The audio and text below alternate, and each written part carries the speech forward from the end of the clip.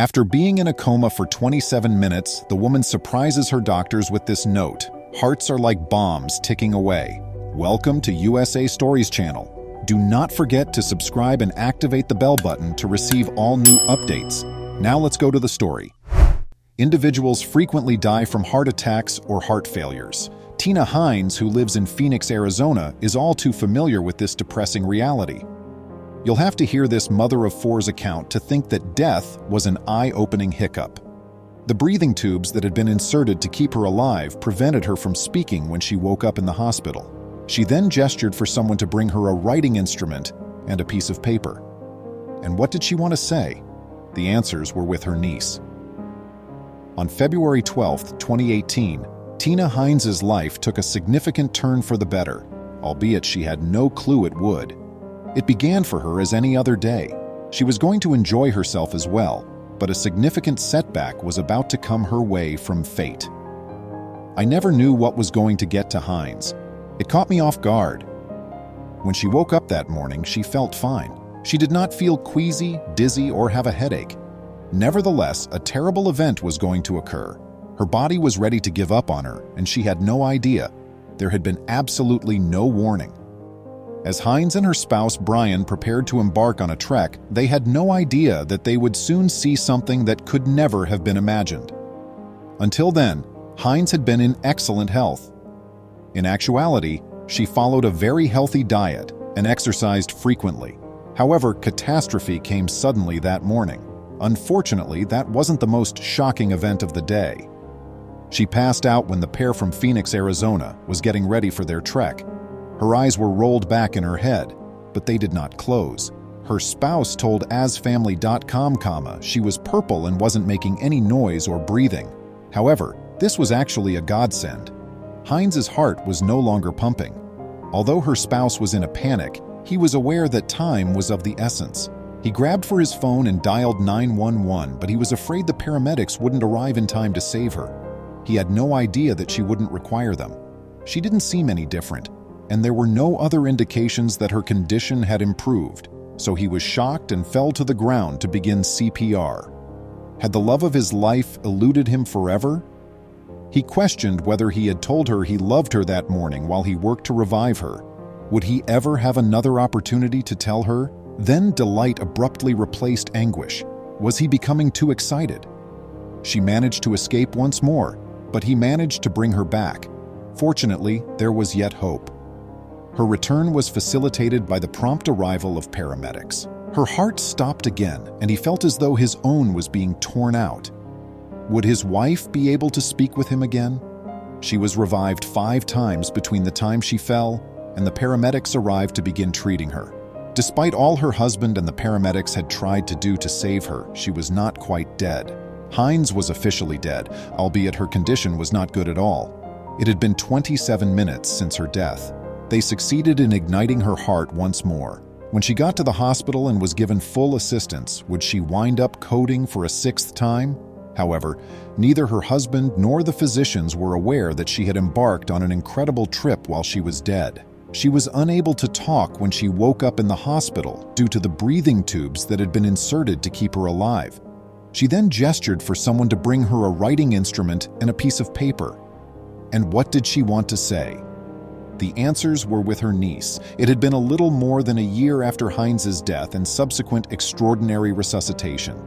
Maddie Johnson, her niece, shared a picture of her heartfelt tattoo on social media on June 18, 2019.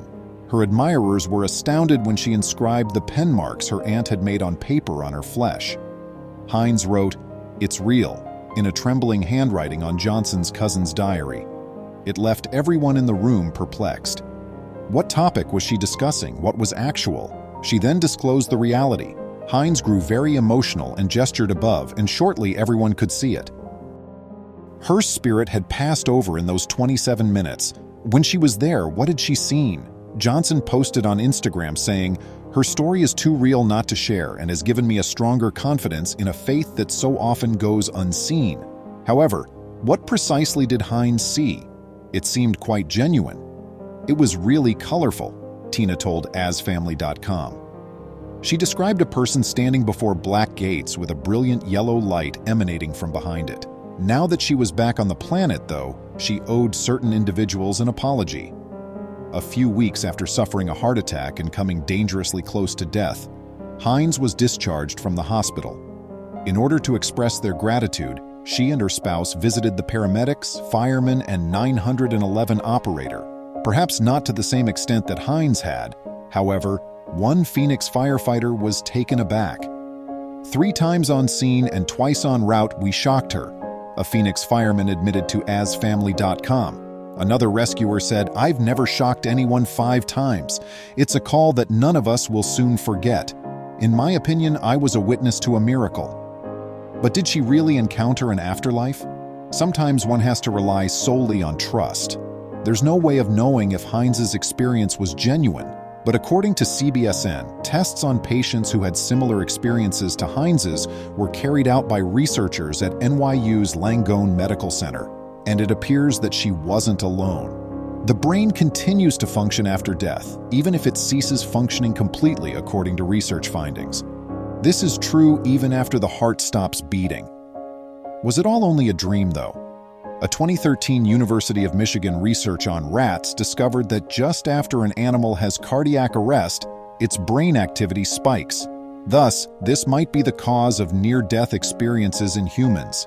Hines has decided to interpret this as evidence that life continues beyond death. And is there still a risk to her health? Heart failure may be unpredictable, which is why it can be so frightening. A little malfunction in the body's electrical system might cause the heart to stop beating altogether or send its rhythm out of equilibrium. In actuality, 356,000 individuals in the U.S. are impacted by this issue annually. Was Hines, though, out of the woods? Thanks to medical progress, Hines is doing considerably better. To stop another health issue, she now wears a pacemaker and defibrillator. In order to show her fans that she is living life to the fullest, she also shares content on Instagram on a daily basis. Thank you for seeing this wonderful video again. Hello everyone. I'll share a story with you today that I happened to read in a magazine of curiosity. I was really amazed when I read it one day while I waited patiently for service at a barbershop, since, a lot of the time, truth is better than fiction. I wanted you to know that not everything that seems to be perfect is, which is why I wanted to share it with you all. This narrative centers on a Mexican bridal pair from Puebla. This was Sandra, who was 25, and Javier, who was 28. He was a well-known lawyer, and she was the city's most famous dentist. One day, Javier came to Sandra's office with a terrible toothache, and when he saw Sandra, he experienced what is known as love at first sight. Since Javier knew that Sandra wasn't really interested in him, he cleverly requested for her phone number, claiming that he would call her if he had any more toothaches or required any dental work. Sandra handed Javier the phone number, certain he would simply be another patient. A few weeks later, Javier picked up the phone and gave her an invitation to go out. After 3 years of dating, they made the decision to tie the knot. They had discussed the matter for a while and decided that getting married would come first, followed by trying to have a kid. It would be the ideal marriage, the fulfillment of every child-rearing desire. However, their ambition was only partially fulfilled because, despite their youth, they were unable to conceive a child, despite their best efforts. They received care from a number of clinics and medical facilities that focused on the condition, but Sandra's condition was bleak since she had a physical issue that kept her from getting pregnant. They experienced the agony of not being able to conceive after much effort. Thus, the notion of adopting took shape, and the adoption procedure was initiated. However, the paperwork took a while. They committed themselves to raising a pit bull puppy they had purchased in the interim. Though it's hard not to, this pair made an effort to keep their thoughts about it to themselves. Javier had always wanted a son or daughter who would greet him home with an embrace and the title Dad. Sandra shared their feelings, but in the meanwhile, they put in a lot of effort to ensure that they would have enough money to provide for this kid's needs when the time came, regardless of whether Sandra became pregnant or the adoption center provided them a child. They held that the purpose of having a kid is not to cause them suffering, but rather to relieve them of it. Sandra would occasionally experience depression because she believed that her infertility, and not her husband's, was the reason he was unhappy. but Javier saw how devastated she was and gave her a hug, stroking her hair and saying, "Easy, love," as she sobbed on his shoulder. "The time will come for us to have our child, and everything will be well. Perhaps existence has spared us to love an isolated creature, and as a result, we are unable to procreate." Feeling so supported, she gave him a hug and became calmer. As time went on, company started to grow rapidly. Sandra was forced to move the office to a clinic with additional dentists since she was unable to handle the demand on her own. Sandra formed a partnership with 5 more dentists to open a clinic with the capacity to see up to 30 patients each day. It was a fantastic business. A few years later, they made the decision to relocate the dental clinic to another city. Javier was forced to leave the legal practice due to their success, so he could focus on running one of the additional sites. During one of their excursions, they stopped in Central Park for ice cream. They saw a 12-year-old girl in a wheelchair beside the fountain pleading for money, wearing a shabby red outfit. Javier said to Sandra, "Observe the way life is." Those who have children frequently do not want them, or worse, leave them, despite our best efforts to create and provide for them. After purchasing an identical ice cream to their current one, Sandra and Javier visited the girl. The girl said, "Are you so kind as to give me some money or food?" As they got closer, "I will gladly accept it." Saying, "Look, baby, we brought you an ice cream." Javier approached. The girl began to weep as soon as she spotted the ice cream. Sandra questioned, "Why are you crying? Is there a pain?" "No, ma'am," the young lady answered. "It's just that it reminded me of my parents who used to bring me an ice cream like that when we went on trips." After analyzing the girl's response, Sandra concluded that, indeed, her parents loved her and that, at the very least, they were a typical family with enough money to purchase ice cream. "What is your name?" Javier then inquired, to which the girl answered, "My name is Maria Jose." "And why do you need to beg? Where are your parents located?" Javier inquired. Tears flooded Maria Jose's eyes as a rush of memories returned. "My brother Carlitos, my mother Rosa, and I lived in a big house," she said to them. Their massive enterprise was solely focused on producing prefabricated homes. "We were content. Because my brother and I are twins, we studied together at school. Nothing was lacking for us. My father owned a large, exquisite blue vehicle. When we went on vacation to the city one day, the truck we were in wrecked because of a careless drunk driver. When the impact hurled us into an abyss, my younger brother and my parents also perished there. The doctor informed me that when I woke up, I was unconscious. The fact is that I don't recall much since I was severely injured in the accident, which caused me to lose some memory and movement in my legs. The doctors released me once I recovered. I haven't been able to go back to my hometown since I can't recall what it is because I don't remember much. I've been living in this park for almost a year now, thanks to the generosity of others. To be honest, this is the first time I've communicated my tale to anyone." Whether Maria Jose was telling the truth, Javier and Sandra decided to assist her after paying close attention to the narrative. After they brought her to live with them, Javier, a lawyer, got up to speed and started looking for the girl's real life and genuine city. He began looking for an accident online that fit the description the girl had given him. He searched for that accident for several days without success. He then proceeded to the city's officials, and, surprise, they were brought to the location of the wrecked truck. Upon closer inspection, he discovered several cards belonging to Maria Jose's father that contained the factory's name, address, and city. The young lady was being honest. When he visited the factory, he saw that Maria Jose lived alone with her parents and that the manager was still in charge of running the business. He got in touch with them, told them the tale, and said that Maria Jose was their sole heir and that he would bring her back so she could resume her life in her home. He told his wife and Maria Jose the news as soon as he arrived home. They packed their luggage and headed to the girl's residence since they could not believe it.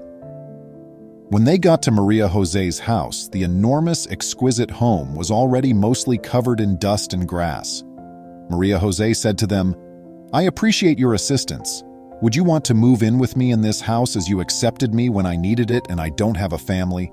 I mean, I'm not related to anyone. Put another way, you are my new family." As Javier and Sandra met eyes, They knew that what Javier had told to Sandra years before had come true. They were bringing happiness to a young girl without a family. How did you feel about this narrative? Is it possible that Javier was correct to assist Maria Jose, or ought he to have let another attorney handle this? I appreciate you seeing. Would you kindly like and post the video on social media? We'll respond to you as soon as we can. Because this tiny girl was born without an arm, no one wanted her. Mom even referred to her as a baby freak. At such a young age, it felt as though the world had abandoned the baby. However, Vaselina's life was changed one day when a woman by the name of Almyra entered it. What followed caused widespread media attention.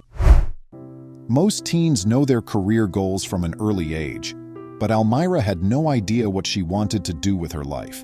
She and her family had an unusual existence in Boscarin.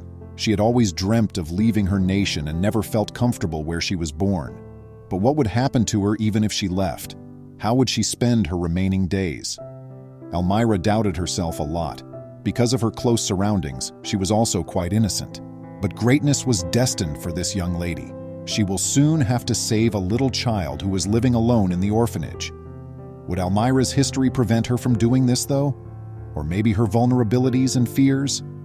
Almyra persevered, and eventually she received her high school diploma. She was then accepted to a university. I felt like I was simply existing at this stage in my life. I was filled with a burning longing that I had no idea what it was. Despite spending nearly every day searching for it, I had no purpose, Almyra remarked. Almyra met a British couple a few months after being accepted to college, and for once she thought her life was starting to make sense. Almyra was first exposed to Christianity by this couple. She accompanied them on their gospel preaching trips in public most evenings. Almyra felt incredibly gratified by this, but she was still in the dark about what was ahead of her. Fortunately, she was not caught off guard. A few months later, the couple persuaded Almyra to apply for a scholarship they had learned about in the U.S. Almyra, though, was hesitant, but after being convinced for so long, Almyra applied, and then she forgot about it. So when she found out she had won the scholarship, it took her completely by surprise. She had, without realizing it, come a long way towards saving the young child. There were other candidates who were more qualified than me. However, God provided for my needs, which allowed me to separate from my surroundings, travel away to study, and also develop a stronger relationship with Christ. Almyra clarified. Almyra didn't turn back on what she had learnt from the British couple after she arrived in the United States.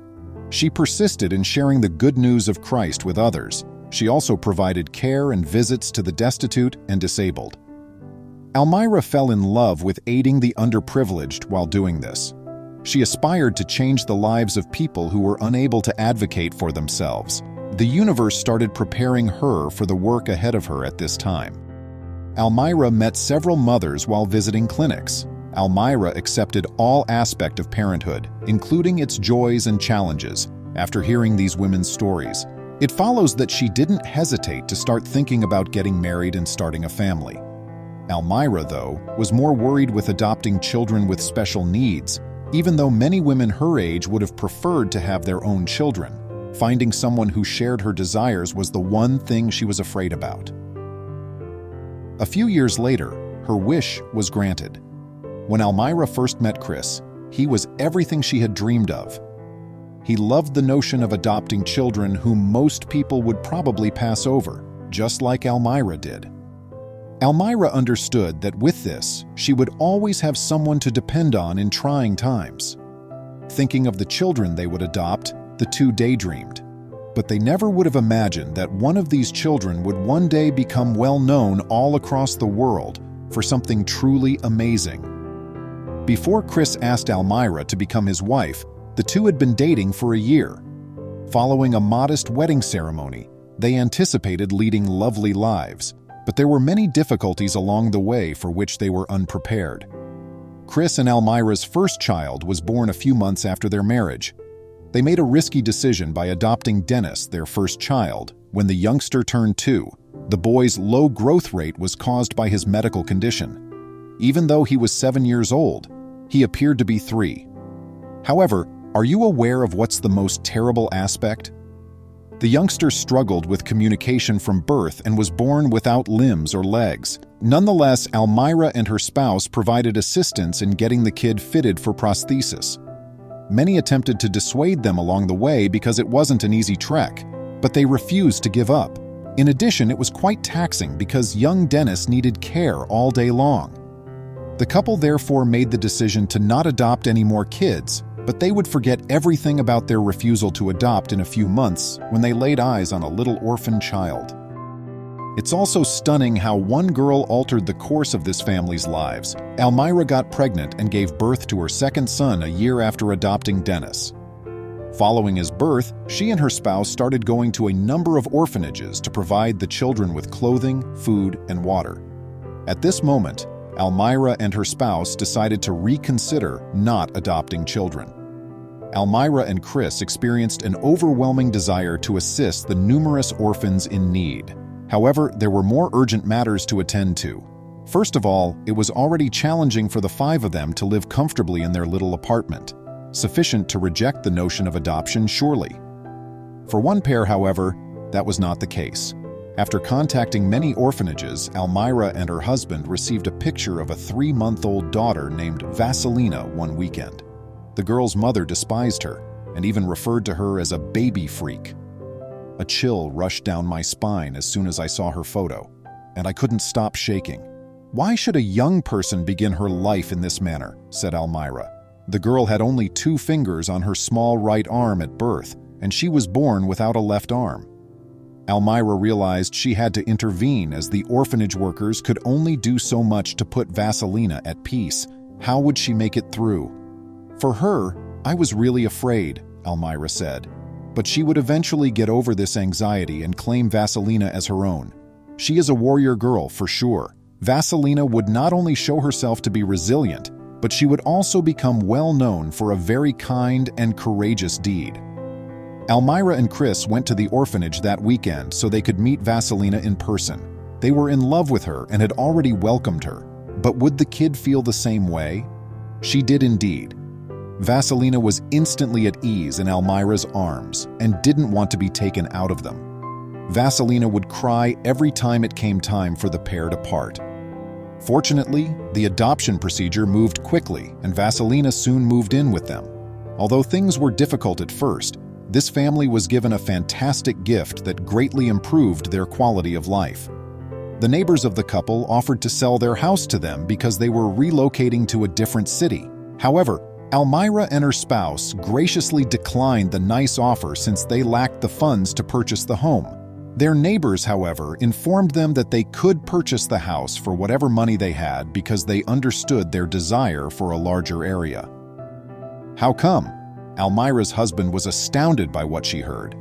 They completed all the necessary payments and were ecstatic. They moved into the new, more larger home later that month. It was an improvement over their old one. Vaselina also adapted to the new home rapidly, and her parents thought she had grown up quite quickly. She struggled to move, but eventually she managed to rise and go a short distance. Her ambition to become the finest version of herself is one of the reasons I adore this kid so much. You see, Vaselina made the decision that she would not allow anybody to feed her indefinitely, despite the fact that she was born without full arms. So you can probably imagine what she did. She mastered using her feet to feed. Almyra took a picture of Vaselina using her feet to eat her favorite dish one day. The video, which she posted online, was overwhelmingly well received and supportive.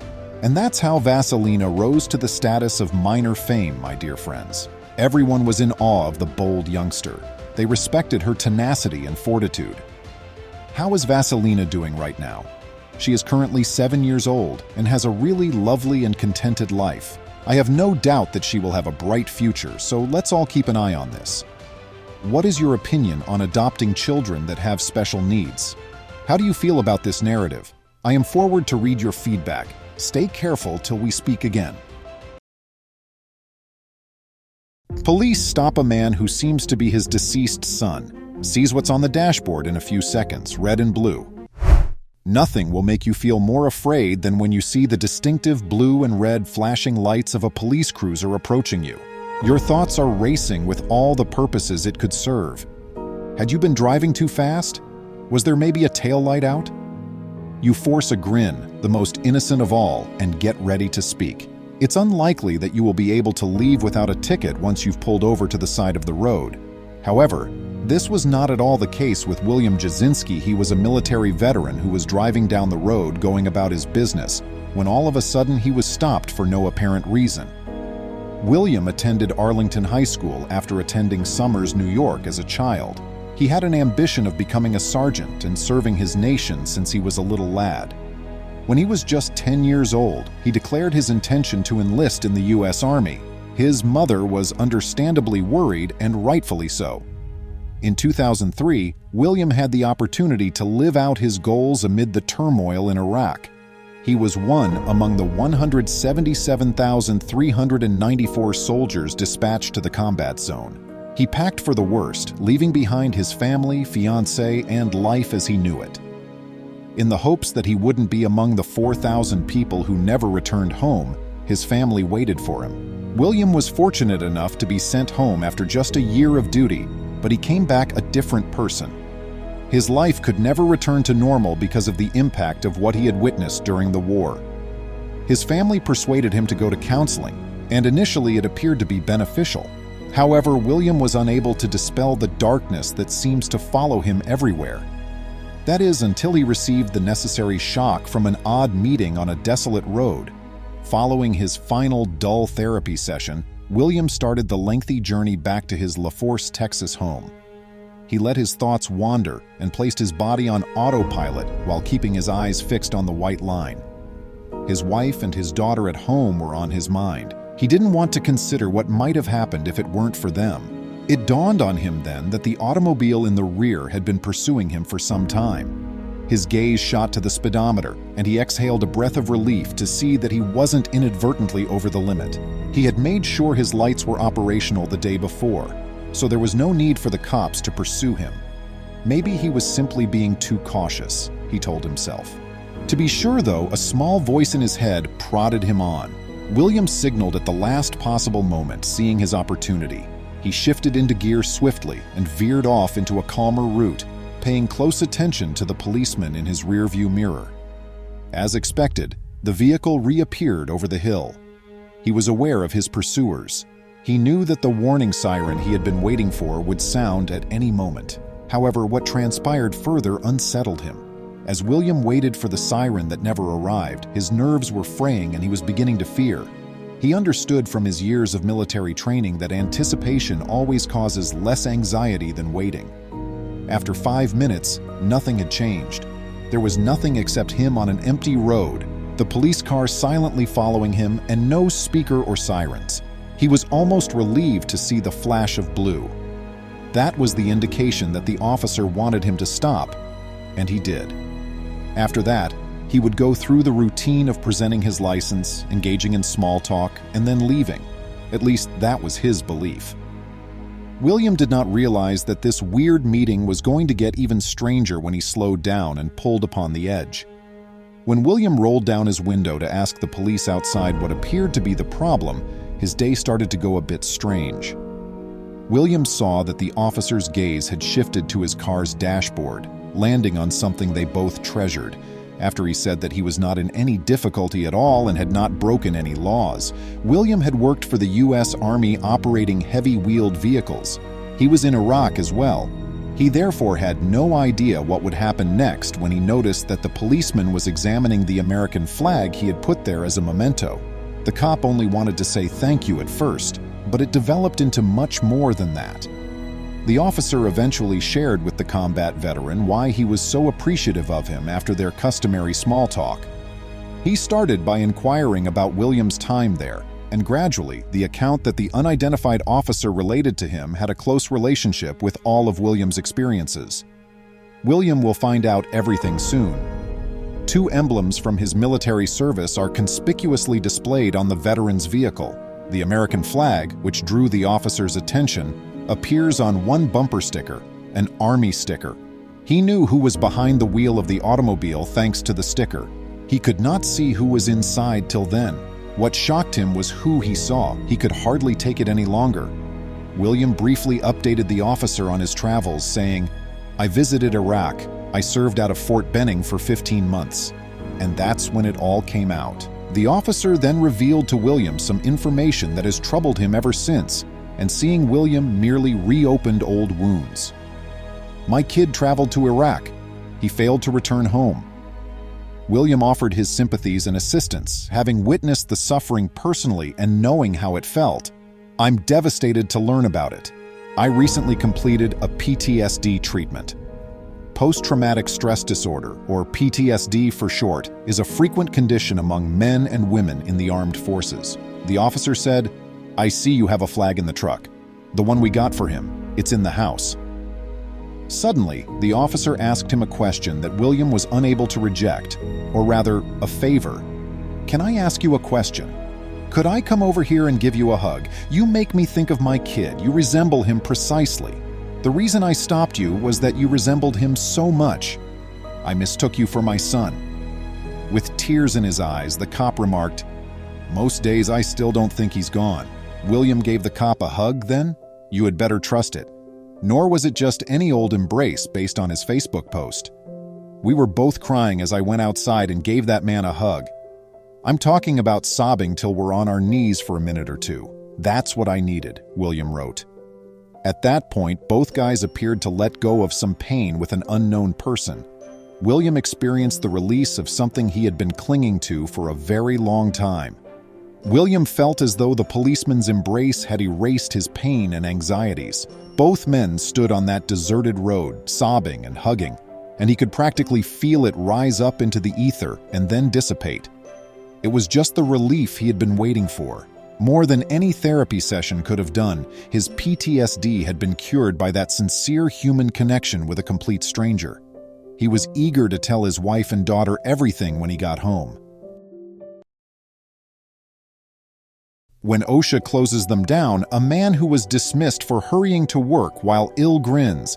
In a perfect world, all businesses would treat their workers fairly and with respect. Personal development would be supported in a supportive and upbeat work atmosphere. We don't live in an ideal world, which is a terrible fact. But after experiencing unjust treatment at work, one Redditor came up with a narrative that had such a gratifying ending that it went viral. Welcome to USA Stories channel. Do not forget to subscribe and activate the bell button to receive all new updates. Now let's go to the story. Unfortunately, the truth is that most individuals in our world barely make ends meet with the 60 to 70 hours of effort they put in each week. Workers face these kinds of abuses anywhere in the globe. Furry_control, a Reddit member, was one such employee. But Furry_control was able to exact the ideal retribution. Furry_control initially revealed his spicy tale on Reddit's r/pro-revenge forum. Furry_control, a worker at a well-known pancake shop, shared in their post how they notified their supervisor they would be staying in the hospital. When things didn't go out as planned, a legendary vengeance tale was created. The previous general manager was a really great guy, and I had a very good friend who had just been promoted to shift manager. I was fairly well liked among the staff. Regretfully, he was moved without his will to a different store. His replacement was a terrible, egotistical shift manager that nobody liked, but this was only the start of my problems. I worked 6 days a week, putting in between 60 and 70 hours, and I only took Tuesdays off. My shifts varied from 8 hours to 18 hours, a crucial detail later. For years, I worked this schedule without complaining. Then one day, things started to go south. Regretfully, I became really sick at work on September 10th for an unknown reason. I had excruciating, stabbing pain in my lower right abdomen along with this. It was around 12 in the morning when I contacted the general manager to let her know that I was going to the ER. "You will be fired if you leave," she threatened to tell me. Since I was in desperate need of this employment at the time and didn't want to lose it, I made the decision to endure the worst possible pain. I kept track of the passing hours. I was eager for my shift to be over. It was terrible to work through the 2 hours I had left. When 2 in the morning finally arrived, I left work right away to visit the hospital. After arriving, I was brought to the hospital nearly right away since the results of the scan revealed that my appendix was inflamed. I informed the general manager over the phone that I was admitted to the hospital and that I will provide her with updates. I was very mistaken to believe that everything would be well as long as my supervisor was informed. Her answer? Can you find someone to cover your shift in the morning if you're going to try to get out of work? A few individuals? Recall that it was around 3:30 a.m. at this time. She asked me to cover my next shift, which was at 8 a.m. the next day. I received word a few hours later that I would require an appendectomy, which would happen early the next morning. I informed my manager over the phone after agreeing and signing the release. I informed her that I would notify her following surgery, even though I would not be able to work for at least a few days. It's crucial for her to know that I kept her updated during my whole absence. After receiving several allegations that I was lying, I even gave her a photo of myself sleeping in a hospital bed. If anyone is still interested, I still have the texts. The surgery proceeded without a hitch, but it was discovered that I had an appendix infection with gangrene that seemed to have spread. I ended up spending 2 full weeks in the hospital as a result of this. I drove to work almost immediately after being released from the hospital at midday to let them know I was okay to return and to give in a note from the hospital attesting to my presence. The regional manager was present, which surprised me. When I went in, the front desk was occupied with a talk between the regional and general managers. I told them I was okay to return to work and slipped the note toward them on the desk. The general manager gave me a really shocked expression. "I apologize, but you were fired for not calling or showing up for work for 2 weeks." I assured her that I had documentation and that I had kept her updated. With a tone of irritation, she interrupted me and promised to give me another chance. Fortunately, I had my friend the shift manager with me when I returned that evening to perform my shift. Along with teaching a person I had never seen before, I was also a floor supervisor and trainer, so this was not unusual. Later, when my buddy summoned me into the office, I found out that the reason I was rehired was solely to prevent me from suing for wrongful termination, and my successor was the one I was training right now. Even though I was astonished, we came up with a strategy right away. This restaurant was filthy. There were enormous roaches in the kitchen and eating area, black mildew, rotting food mixed in with fresh meals, and severe water leaks that caused the dining room's carpet to practically fall apart. Name it. Despite our repeated reports of these problems to the general manager, nothing ever changed. Using the justification that our labor was too high, my friend sent the trainee home, and I used the rest of my shift to take photographs of every continuous health code violation I saw. I even followed culinary instructions to ensure that I could take images of the kitchen and grill without raising any red flags with other staff members. At last, the following morning arrived. The general manager called me when I awoke. As expected, she insisted that I give in my uniform as I was going to be fired right away. When I drove up to inquire why I had been fired, she told me that I was a sluggish worker who often grumbled about my hours worked. Please keep in mind that I worked 64 hours a week on average and never once complained. Not wanting to debate, I just turned in my uniform and walked out. But my strategy doesn't finish there. I was one of the few employees with a permit for food safety. All of the material from the lesson was still fresh in my mind because I had just renewed my permit. I also well recall the health inspector telling us in class that all we needed to do to report something at work was to come in, ask for them, and provide proof. I went immediately to the health department, requested to speak with him, and supported my claim with all the photos I had collected and written descriptions of each infraction. He told me that the restaurant would find it difficult to refute with the photographic proof. He also told me that the following morning, he would do a surprise inspection. When I woke up the next morning, I saw texts from my general manager labeling me a whiner and snitch. Fortunately, my friend was able to videotape the whole inspection from his workplace. I will not be sharing the tale because of its recentness and the fact that it mentions names and reveals faces.